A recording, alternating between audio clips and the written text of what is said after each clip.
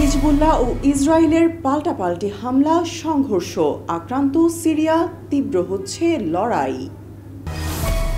বৈরুতের স্মরণকালের ভয়াবহ ইসরায়েলি হামলা, এবার টার্গেট ছিলেন নাসরাল্লাহর সম্ভাব্য উত্তরসূরি শাফিউদ্দিন।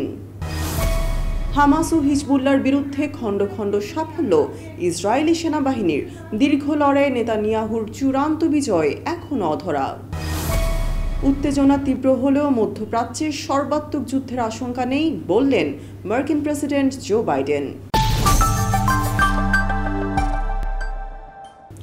বাংলা ট্রিবিউনের আজকের গুরুত্বপূর্ণ আন্তর্জাতিক সংবাদে আপনাদের জানাই স্বাগত। এতক্ষণ শুনছিলেন সংবাদ শিরোনাম, এবারে বিস্তারিত। কেউ না বুঝলেও আমরা আপনার প্রয়োজন বুঝি, আর তাই তো অত্যাধুনিক ফিচার সম্বলিত বিভিন্ন সাইজ আর কালারের 250-টিরও বেশি ডিজাইন অপশন নিয়ে ওয়ালটন স্মার্ট ফ্রিজ বোঝে আপনার প্রয়োজন। লেবাননের সশস্ত্র গোষ্ঠী হিজবুল্লাহ ও ইসরায়েল পাল্টাপাল্টি হামলা চালিয়েছে।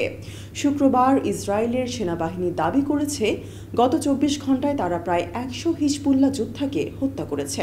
অপরদিকে ইরানপন্থী গোষ্ঠীটি দাবি করেছে তাদের সঙ্গে সংঘর্ষে গত 2 দিনে ইসরায়েলের 20 সেনা আহত বা নিহত হয়েছে। বৈরুতে পাশাপাশি সিরিয়া লেবানন মহাসড়কেও হামলা চালিয়েছে ইসরায়েলি সেনারা। হাইফাতে 20টি রকেট ছুড়েছে হিজবুল্লাহ। এছাড়া লেবাননের দক্ষিণাঞ্চলীয় 37টি গ্রাম ও শহরের মানুষদের নিরাপদ স্থানে সরে যাওয়ার নির্দেশ দিয়েছে তারা।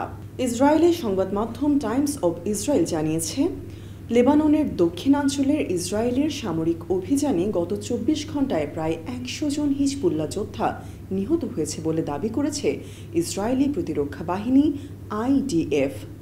ইসরায়েলি বিমান হামলা ও স্থল অভিযানের সময় সংঘর্ষে এসব যোদ্ধারা প্রাণ হারান। এদিকে ইসরায়েলের হাইফা শহরে 20টি রকেট দিয়ে হামলা করেছে হিজবুল্লাহ। ইসরায়েলি শহর হাইফা, জিক্রন, ইয়াকভ, কাইসারিয়া ও আশেপাশের বিভিন্ন এলাকায় রকেট হামলার সতর্কতা হিসেবে সাইরেন বেজেছে। এছাড়া গ্যালিলি অঞ্চলের একাধিক গ্রামে একই ধরনের সতর্কতা জারি করা হয়েছে। উত্তরের সীমান্তবর্তী এলাকাগুলোতে রকেট হামলার শঙ্কায় আতঙ্ক বিরাজ করেছে। IDF বলছে 1 ঘণ্টায় লেবানন থেকে প্রায় 20টি রকেট ইসরায়েলের হাইফা অঞ্চলের দিকে নিক্ষেপ করা হয়েছে।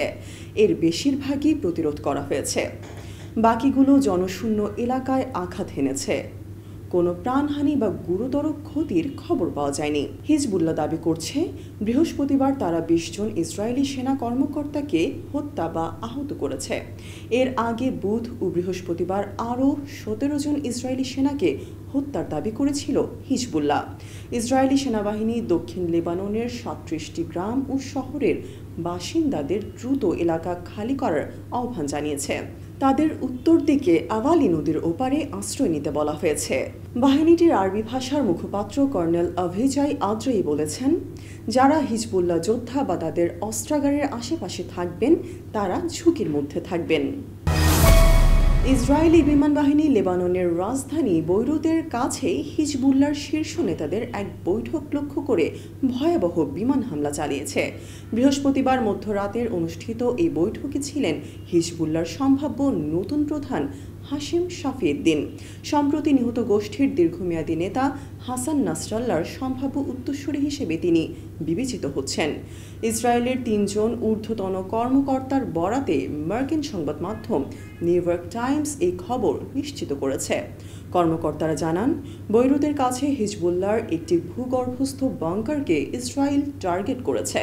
ধারণা করা হচ্ছে সেখানে শাফিউদ্দিন সহ হিজবুল্লাহর অপর নেতারা উপস্থিত ছিলেন। গত সপ্তাহে নাসরাল্লাহর মৃত্যুর পর থেকে ইসরায়েল হিজবুল্লাহর অবশিষ্ট নেতৃত্বকে নির্মূল করার প্রচেষ্টা অব্যাহত রেখেছে। নাসরাল্লাহর চাচাতো ভাই শাফিউদ্দিন হিজবুল্লাহর একজন শীর্ষ নেতা হিসেবে দীর্ঘদিন ধরে সক্রিয়।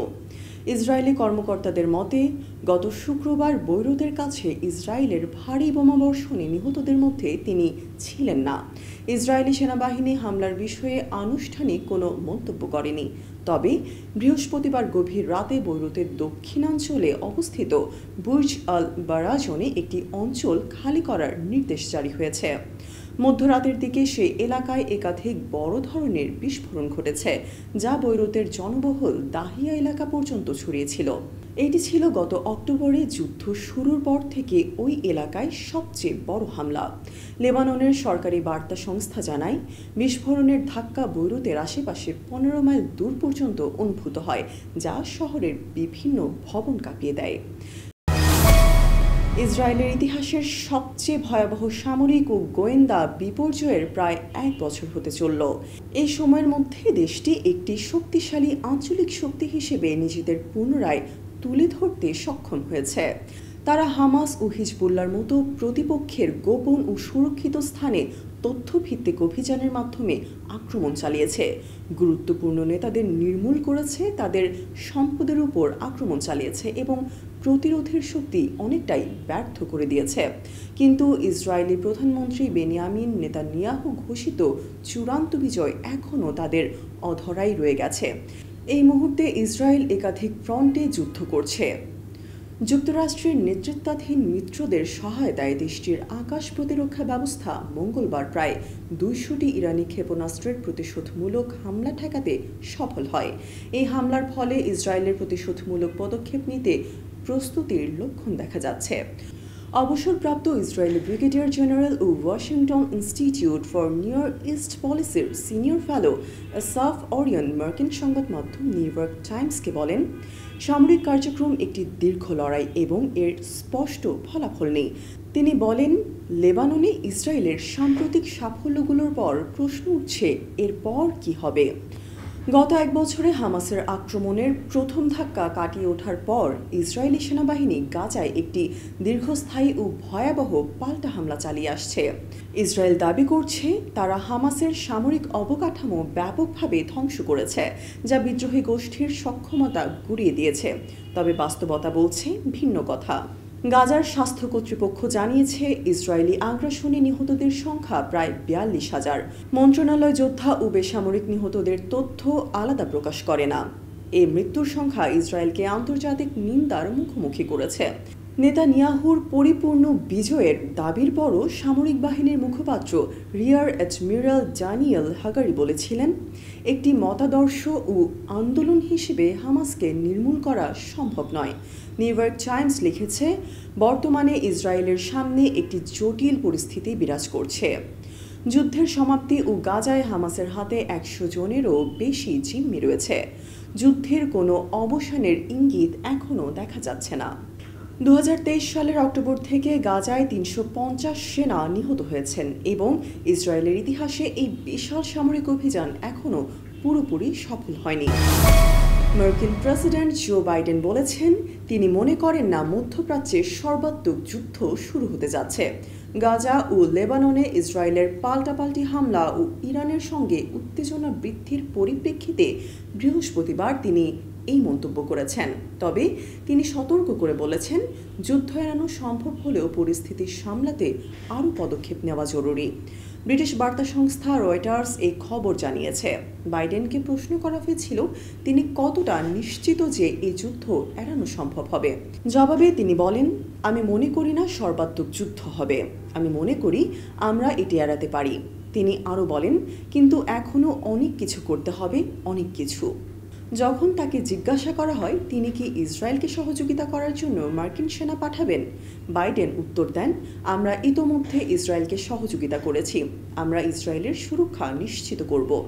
ইসরায়েল ও ইরানের মধ্যে উত্তেজনা তুঙ্গে রয়েছে।